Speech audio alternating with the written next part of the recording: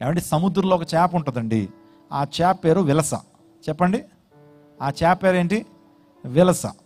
ఆ విలస ఖరీదు ఏంటంటే 15 రూపాయలు ఉంటుందండి. దాన్ని తినరు.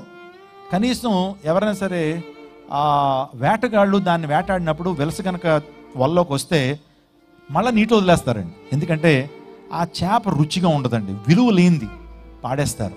కానీ ఆ చేప అనుకుంటుందట, నేను విలువ కలిగినటువంటి చేపగా మారాలి, ఏం చేయాలని ఆలోచన చేస్తే కొన్ని వరదలు వచ్చినప్పుడు, కొత్త గోదావరి వచ్చినప్పుడు ఏం చేస్తుందంటే ఆ విలస సముద్రం నుంచి తన జీవితాన్ని ప్రత్యేకించుకుని, ఇక్కడ కాదు, ఈ యొక్క ఉప్పు నీటిలో కాదు, సముద్రంలో కాదు, కొత్త నీరు వస్తుంది అంటే నది నీళ్ళు వస్తున్నాయి, గోదావరి నీళ్ళు వస్తున్నాయి అని చెప్పి ఆ సముద్రం నుంచి తన జీవితాన్ని ప్రత్యేకపరుచుకుని నదిలోకి వస్తుందటండి.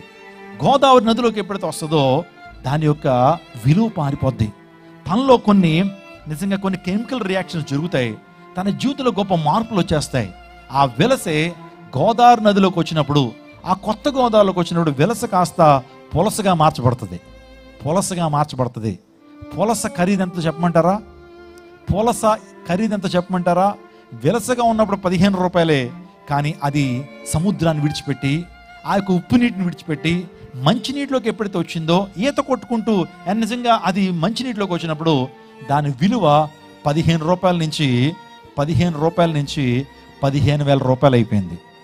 రీసెంట్గా నేను మా తండ్రి గారి ఇంటికి వెళ్ళినప్పుడు, రాజమండ్రి మాది, వెళ్ళినప్పుడు అలా ధవళేశ్వరం దగ్గరికి వెళ్ళాను. వెళ్తే కొంతమంది పులసలు అమ్ముతుంటే అమ్మ ఎంత కేజీ పులస అన్నాను.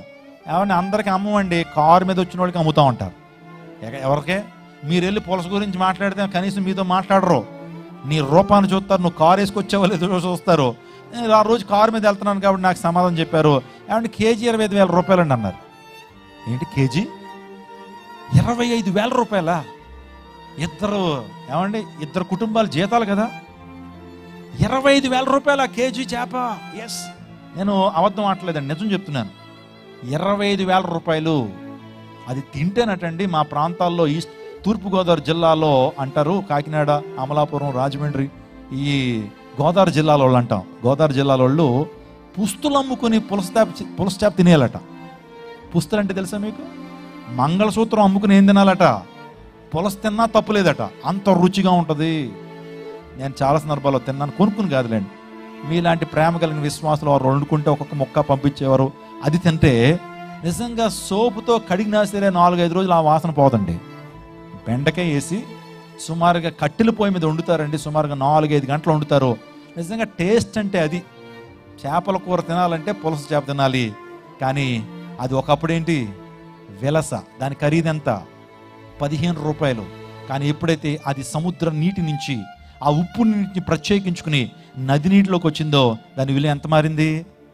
లోకంలో ఉన్నప్పుడు నీ విలువ 15 రూపాయలే, కానీ యేసులోకి వచ్చిన తర్వాత నీ విలువ కొన్ని కోట్ల రూపాయల కంటే విలువ కలిగినగా దేవుడు మారుస్తాడు. స్తోత్రం చెప్పండి, హల్లెలూయా.